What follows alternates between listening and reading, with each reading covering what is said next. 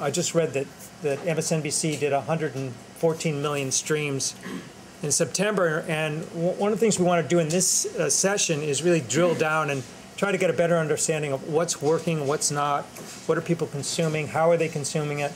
So maybe you could give us a little bit of color as to what's really driving those 114 million streams. Yeah, thanks, Dan. For 10 years we've had video on the site, and in the early days it didn't really matter because nobody had enough bandwidth to watch it, and we couldn't afford to serve it. So the bandwidth cost was so high that we would put the video on the site and then hope not too many people would watch it because we didn't have the budget if it became very popular. So bandwidth costs have come down, and interest has gone up. But at the same time, it's not enough anymore to simply put video out there for people to watch. People expect something more than TV on the web. They don't want TV for the web. What precisely does that mean? Because it seems like they're getting a lot of TV for the web. Well, that's the majority of what's out there, and that is certainly driving a lot of streams.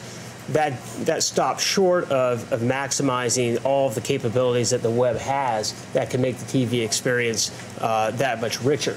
So, a lot of the things that we're doing are focused on ways to leverage the capabilities that are inherent in a computer and software in the web to improve the experience. What's the consumption pattern of video online? Does it follow a traditional page view consumption pattern where you follow links, or is it does programming actually help if you have a player with 10 videos in a row? Do people actually go through 2 or 3 of them in a row? Or what would you say? What are the lessons you've learned about the consumption pattern?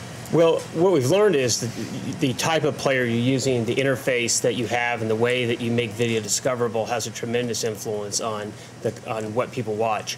I mean, people in our site, people get to the video by usually off of a headline, so they're prompted by a headline. But once they're in there, then the left-hand navigation allows them to search for more video. And so what we found was that a year ago, when we had an older player, most of our video consumption was concentrated in sort of a top 50. When we changed the player, made the video more discoverable, the consumption pattern shifted so that we saw a long tail effect of people being able to find video of interest to them that wasn't just the most popular video of the day. Now, how important is it to make the video embeddable? And let me ask KC about that. Well, I think it's interesting when you think about MSNBC and 114 million. We did 118 million in September at CNN. Now, wait a second. Are those the Nielsen Video Sense numbers or your own numbers? Those are the Nielsen numbers. Okay, so we have a new king here. No, it's really not about the king. It's about the Actually, you're sitting next to 5.3 billion. So. They're really small videos. Okay. No, I think it was really the point is that it's real, and the consumption is certainly there. We have a 24/7 live channel that we put out at CNN.com Live, something that we've been experimenting with for 4 or 5 years now. And I think Charlie is right in that the question of how it gets programmed, I think, is probably the next frontier. In that, in a broadcast model, you have a scheduler or a programmer who figures out which shows at what times of the day and the slots. In the online space, it's a question of how much do we determine that for the users versus serve up contextual video or other videos or use recommendation engines or algorithms that would drive that. And so I think that's the balance right now. I think most of us are pushing down the video that we think would make sense to the audience.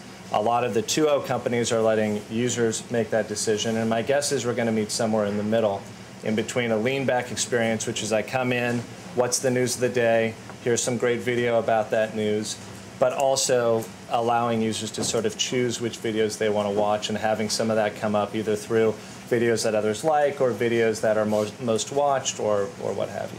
Chet, let me ask you about just video in general.